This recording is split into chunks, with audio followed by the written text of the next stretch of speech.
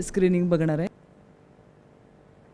गोव्यात आयोजित इफ्फी अर्थात भारतीय आंतरराष्ट्रीय चित्रपट महोत्सवात काल दुसऱ्या दिवशी माहिती आणि प्रसारण राज्यमंत्री डॉक्टर एल मुरुगन आणि माहिती आणि प्रसारण मंत्रालयाचे सचिव संजय जाजू यांच्या हस्ते क्रिएटिव्ह माइंड्स ऑफ टुमॉरो या मास्टर क्लासचं उद्घाटन झालं।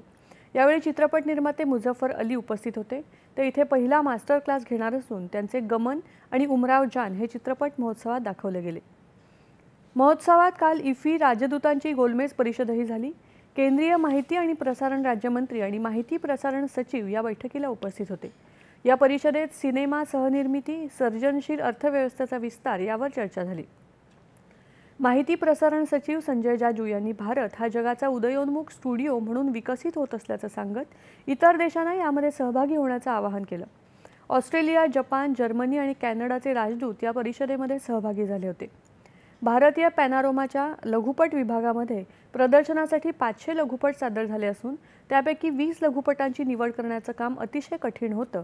त्यामुळे आम्ही इतर कशाहीपेक्षा मूळ कथानकावर लक्ष केंद्रित केल्याचं या ज्युरीमधले अध्यक्ष धरण गुलाटी यांनी सांगितलं। याशिवाय निवड करताना विविध क्षेत्र आणि भाषांकडेही निवड समितीने लक्ष दिल्याचं त्यांनी सांगितलं।